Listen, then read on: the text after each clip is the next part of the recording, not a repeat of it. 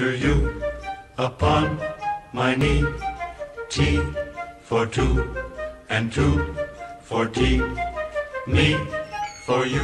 Hi, Xavier 2 for Vape. Today we'll talk about Magneto II. It's not the version 2, but it's the second edition of the Magneto. It's from Smoktech, a Chinese company. Here's the box. Here's the mod, mechanical mod with a magnetic switch. Here's the top of the box. You see smoke and the brand and Magneto II. Here is the the mod in 350 mode, 18350. It's a telescopic mod, so you can extend it until you get approximately here 500 size, and till the end, almost the end. Yeah, here I see the threads. So here we are approximately in 18650 size. The threading is not perfect, as we see. It wobbles a bit here. It's not an issue when there's a battery in there, because everything is tight and it doesn't wobble anymore. But still, as far as conductivity goes, it might be an issue, and actually it is.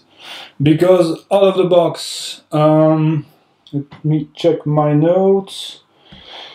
Out of the box, with a 0.6 ohm coil on it, fresh battery at 4.17 volts. We have a volt drop of almost 1 volt at 0.96 volts. It's nonsense.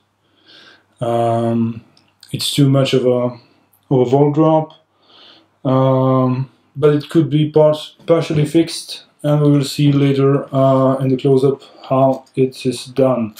What can I say? We have here the smoke engraving here, and on the locking ring we have Magneto 1939. Why 1939, you will ask me? Honestly, I don't know, but the possible answer I found to this is Ian McKellen, the actor that's performing the role Magneto character on the X-Men movie, is born in 1939. So that might be the explanation. Still better this one than no explanation at all. So we'll see how it goes in the close-ups, and we will vape on it later on. So here are the parts of the Magneto II. The switch, magnetic switch. The bottom part with the threading for a switch. Full threading, almost full, to be able to screw the telescopic parts all the way down to get in 350 mode. 3 venting holes here for the battery in case of issues. Top cap, quite a huge one if you ask me. Let's talk about conductivity here. When it comes out of the box, this part, the top part, is like that. There's a chrome plating on it. I sanded it down to get the actual metal below, which appears to be a kind of brass, and it's still better as far as conductivity goes than chrome. So the magnetic switch comes apart like so. Needle is doing the trick, but I don't have one right now. And here we have the inside. of the switch with magnet here, magnet there, opposed to be able to repulse each other.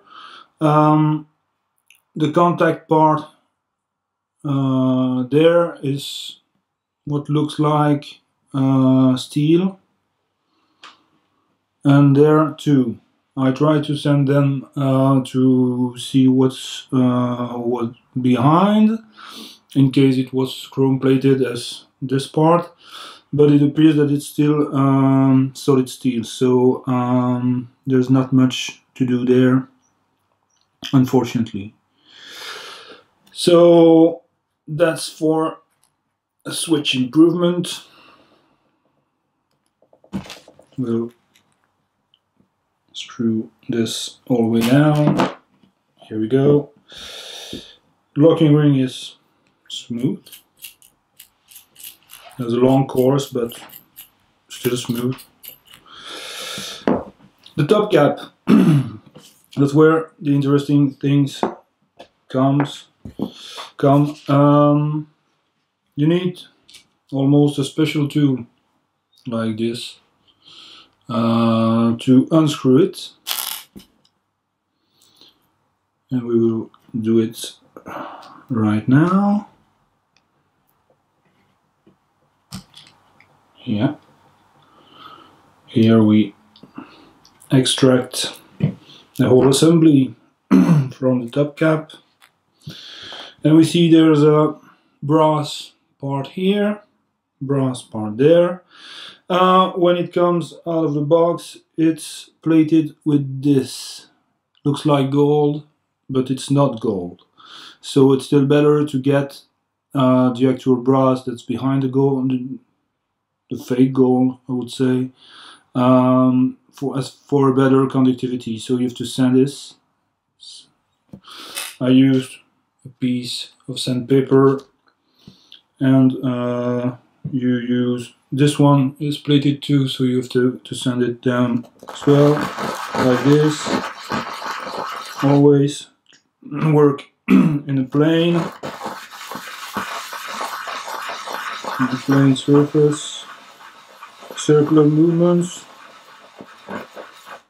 There's no point of going a big amplitude. It goes well like this. We need to adjust this. Here's a rubber rubber part to be able to unscrew this from the Delrin insulator. Yeah, here we go. And here we have other parts. Oops. We have the Delrin insulator of the connector. We have the part that moves in the 510 connector. This one you have to sand it like so. Small movements. Sand it until you remove all the plating.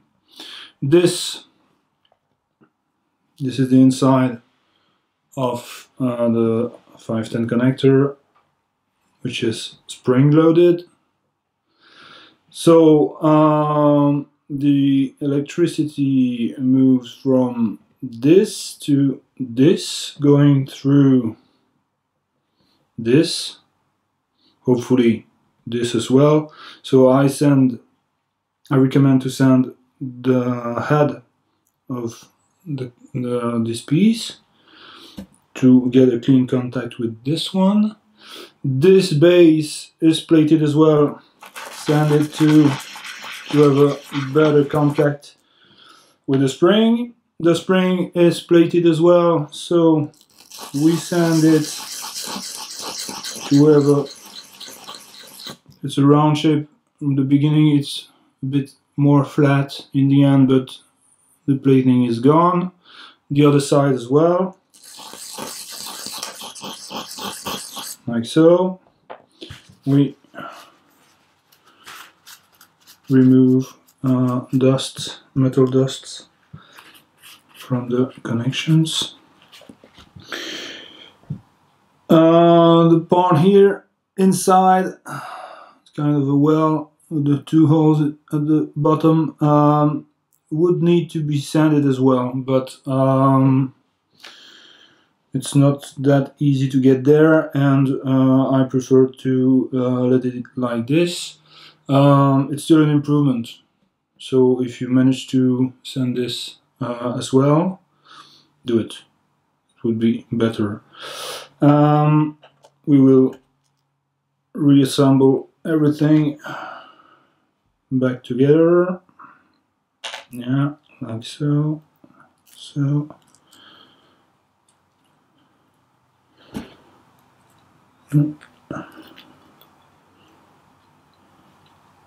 Here we go. Put everything back into the top cap.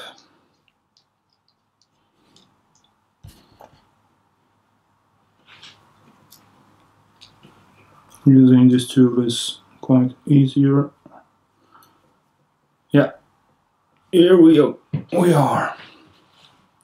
So this, yeah, all the threads comes out of the box with a bit of dirt inside the threading. So you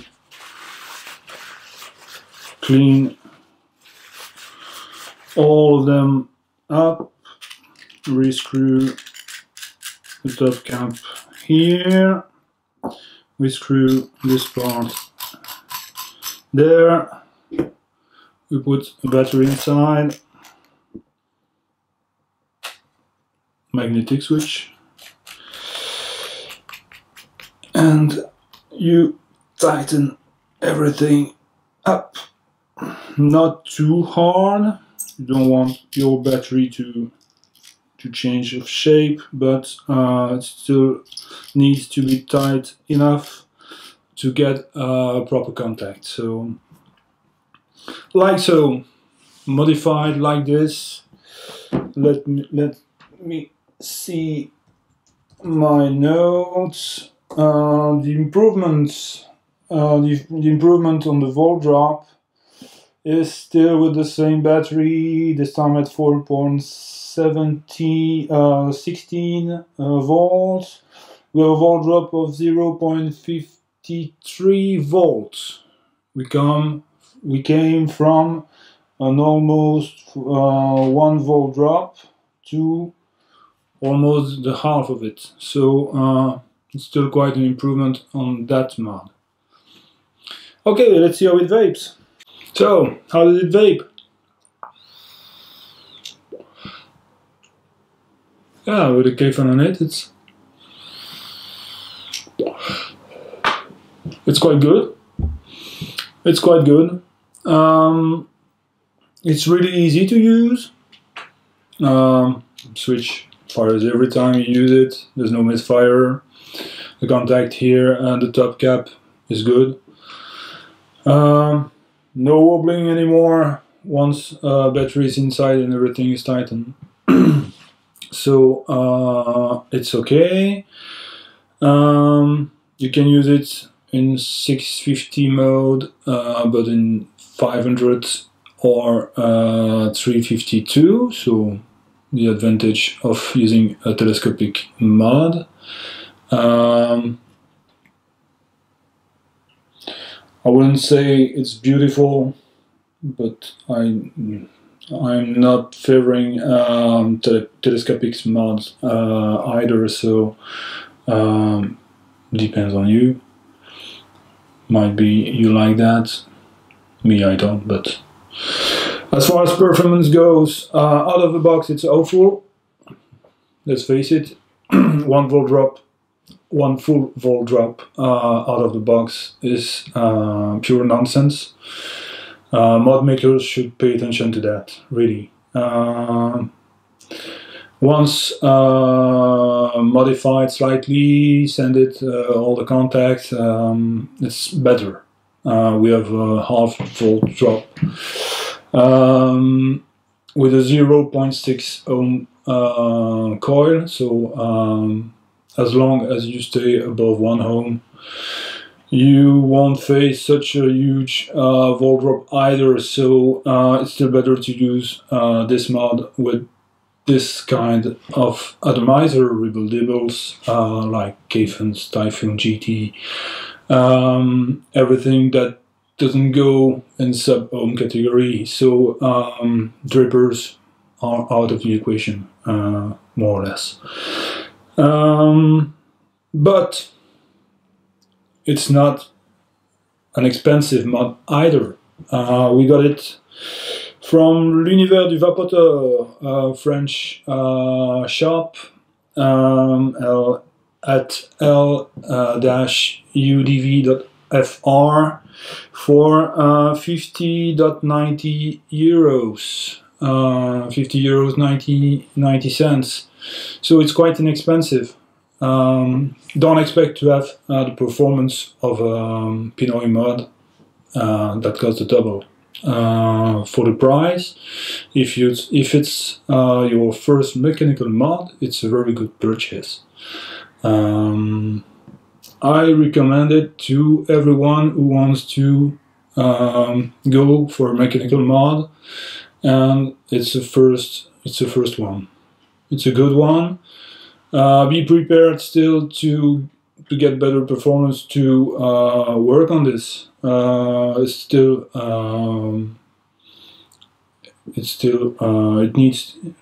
needs a bit of work, but anyway, it's not that bad. Thanks for watching, and see you in the next review.